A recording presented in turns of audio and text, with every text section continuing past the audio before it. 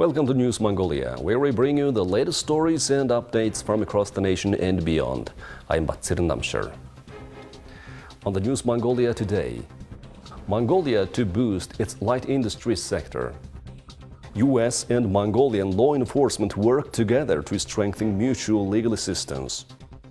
Mongolia Mining 2024 Expo will take place from October 9th to 11th. For the news, stay tuned.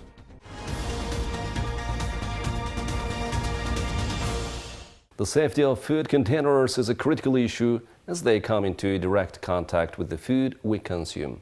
As part of the campaign for supporting the light industry, President Khurelsukh worked at Food and Water Containers Factory as well as a cashmere factory. Details in the following report. Certain materials, such as certain types of plastics containing harmful chemicals, have raised alarms due to their potential to leach into food and thereby pose health risks. Aligned with the objectives of the Healthy Mongolian campaign, which emphasizes the importance of promoting health and preventing diseases, as well as with the Food Supply and Security campaign, which aims to ensure a stable and secure food supply for the nation, the establishment of this factory signifies a proactive approach towards safeguarding public health and enhancing food security. Containers are essential for herders like us because we prepare dairy products for domestic use. Sadly, some herders use unsafe containers for storing food and dairy products. So I think the launch of such factory will positively impact the health of the community. In 2023, 22 billion Mongolian tugreks was used for supporting the light industry, and this year around 60 billion Mongolian tugreks worth of soft loans will be provided for supporting the national light industry. We have exempted import taxes on non-mining industry processing factory technology, equipment and tools. For startup companies, until they reach 1.5 billion MNT sales, they will incur a 1% income tax. Mongolia's annual income from cashmere is set to undergo a significant transformation, with projections indicating a potential revenue increase if more value-added products are introduced in the future. Currently, Mongolia earns approximately $400 million annually from its cashmere exports. However, with strategic efforts to diversify and enhance the value chain of the cashmere industry, this figure is expected to reach about $800 million in the foreseeable future. The President of Mongolia and the Permanent Committee in Parliament, as well as the private sector, are proposing new initiatives. Our ministry is looking forward to close cooperation with these stakeholders. Mongolian cashmere has already established its name on the international market, so now we are looking forward to promoting Mongolian products made of yak wool. The quality of cashmere is often assessed based on its micron count, which measures the diameter of the individual cashmere fibers. So, to preserve our leading position in the international market, we should maintain a high-quality standard for cashmere.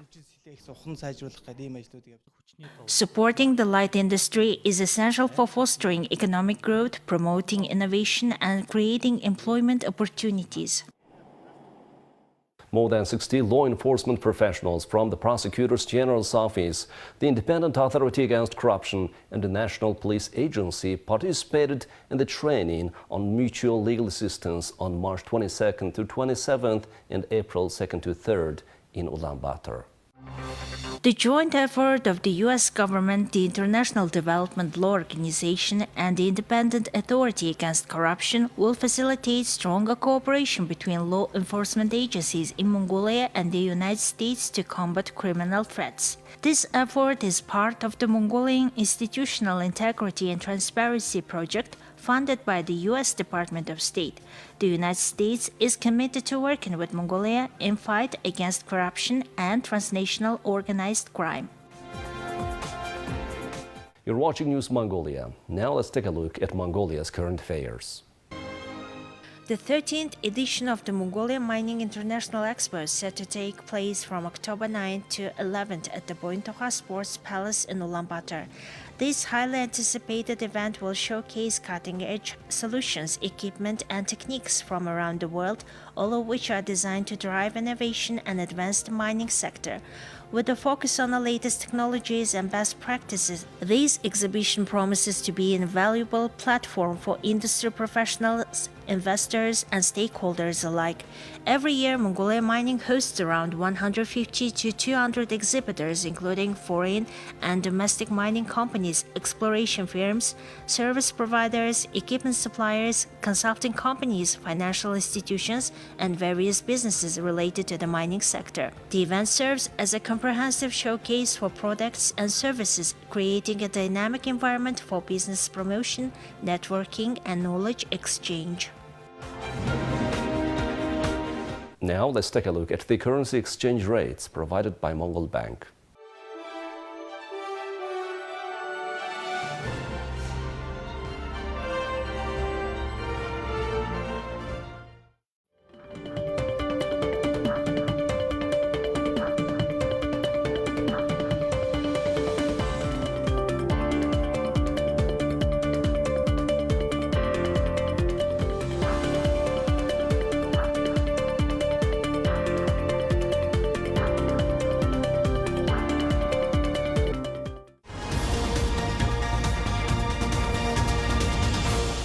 Now let's take a look at international news from our partner agencies.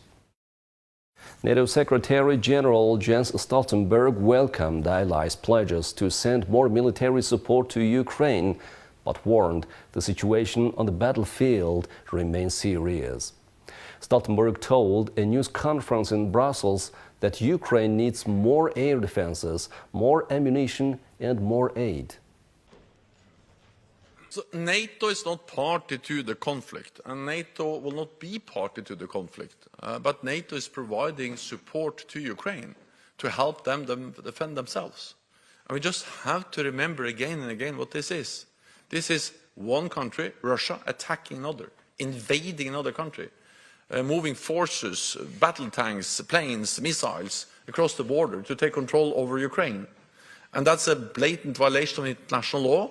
It's a full-scale invasion. That's what happened on the 24th of February. And, of course, Ukraine is defending their land, defending their territory.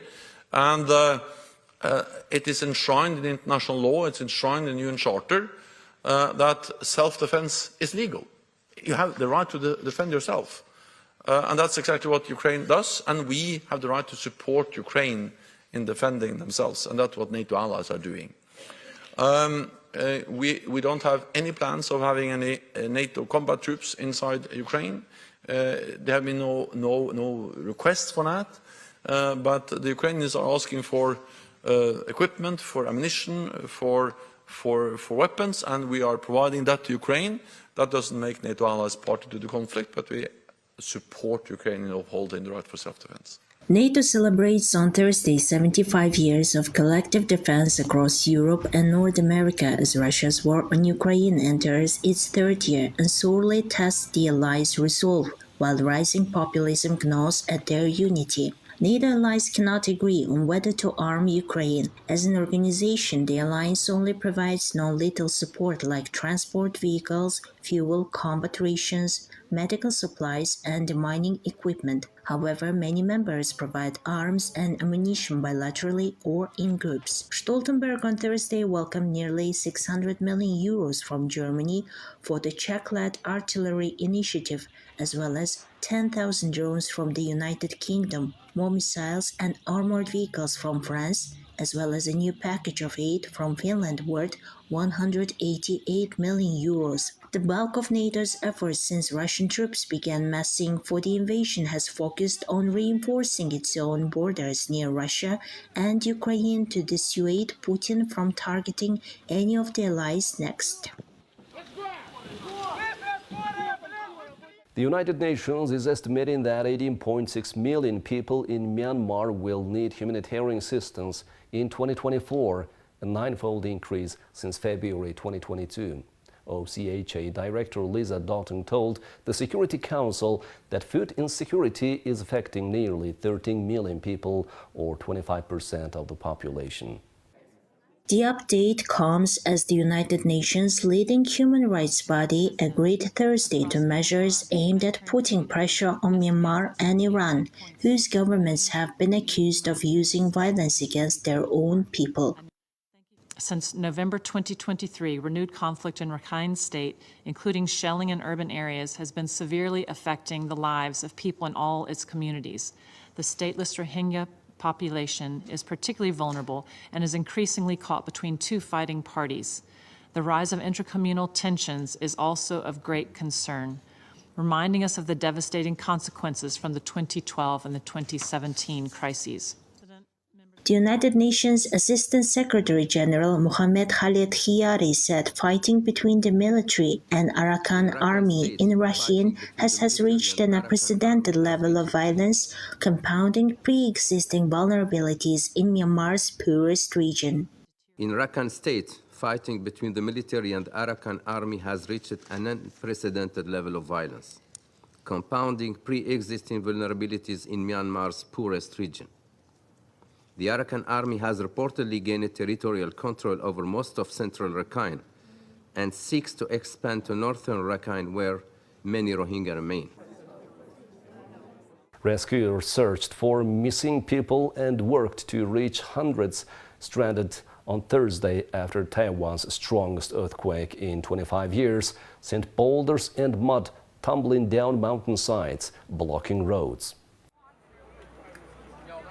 10 people died and more than 1,000 were injured. Some 200 residents of Hualien County near the epicenter were staying in temporary shelters, and the main road linking the county to the capital Taipei was still closed Thursday afternoon, but much of Taiwan's day-to-day life returned to normal. Nearly 1,100 people were injured in the quake. Of the 10 dead, at least 4 were killed inside Taroko National Park, a tourist attraction famous for canyons and cliffs in mountainous Hualien, about 150 kilometers from Taipei. Hundreds of people were stranded when rocks and mud blocked the roads leading to their hotel, campground, or work site, though most were safe while they awaited rescue. Liu Zhongda, a construction worker, and his colleague were on their way to work on a road in the national park and were inside the tunnel when the quake hit. A boulder blocked their exit and they were trapped along with some other people. Liu and his colleague were rescued Thursday afternoon and received a quick medical checkup outside the park. Some 700 people remain cut off, the vast majority of them employees and guests at a hotel in the national park. Authorities said they were safe and had food and water, and that work to repair the roads to the hotel was nearly finished. The earthquake was the strongest to hit Taiwan in 25 years, measured at magnitude 7.4 by the U.S. Geological Survey. Now, let's take a look at the weather forecast for Mongolia and the world major cities.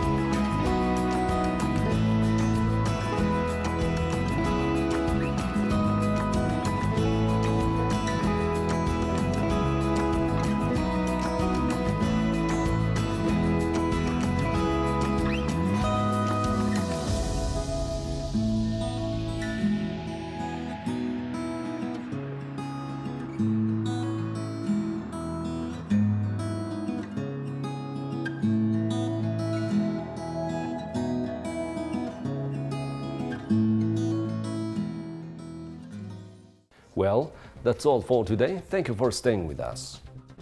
We'll see you next week with more news and updates. Goodbye.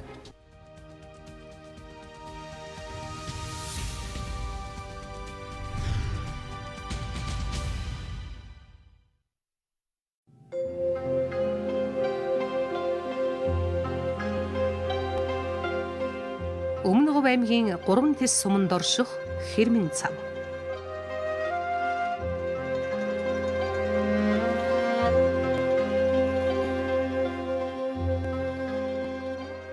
Хэрмэн цав нь Өмнөг аймгийн баруун захад 3 тэс сумаас баруун хойш орших 10 гаруй километр үргэлжилдэг ганга юм. Адаг хэсэгтээ 10 км өргөн, зарим газартаа 100-аас 200 м гүн байдаг. Холоос харахад их хотын балгас мэт харагддаг.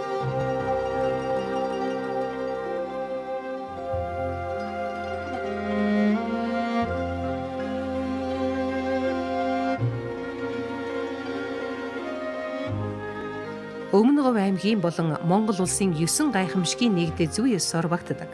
Монголын хамгийн том цав юм. Ойр орчиндон хайлаас, тоорой, сухай бүхий баян бүрдтэй үсгэлэнт нутаг.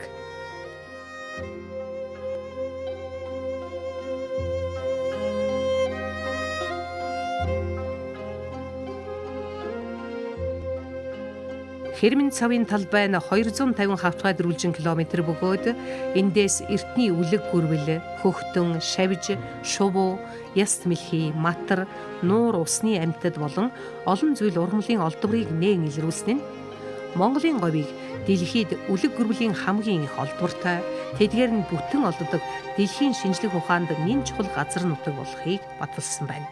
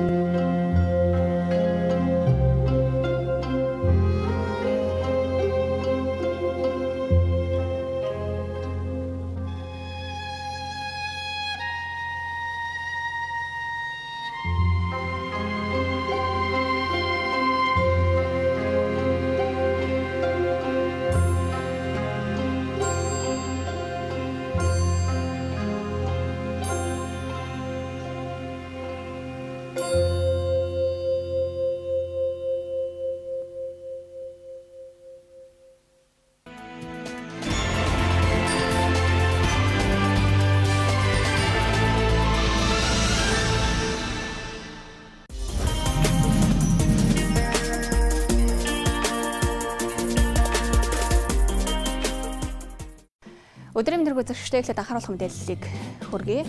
За ерөнхийдөө өнөөдрийн байдлаар манай Монгол орны жижиг голууд бол ихэнх нь өснөөс бүрэмжлүүлэгдсэн бол за томоохон голууд бол мөс хэрэгш үзэгдэл ажиглагдсан байна. За одоо та бүхэндээ ус цагуур орчны сулгаан мэдээллийн хүрээлэнгийн гадаргын усны сулгааны хэлцээс гаргасан мэдээллийг дэлгэрэнгүй хүргэе.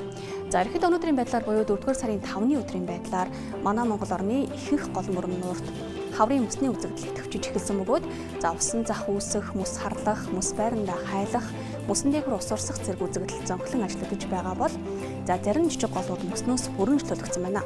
Тухайлбал хараа, зүүн түрүү, анги, зэгстэй, уянж, намир зэрэг голууд мөснөөс бүрэмжлүүлэгдсэн бол за хөвсгөлийн усаас ихтэй дэлгэр мөрөн, үүр, шишгэд, хангаан нурууны арын чулууд, ханиу, орхон болон өвийн, төв, байдраг хинтээ нуунаас усчих туул, тэрэлж, ерөө, хэрлэн, онон, балж, их хянганы нуунаас ихтэй халах, алтай нуунаас усчих буянд, ховд, булган, согоог зэрэг голуудад дээр дурдсан мөсний үзэгдэл эрчимжиж, мөс хэвшиж эхэлсэн байна.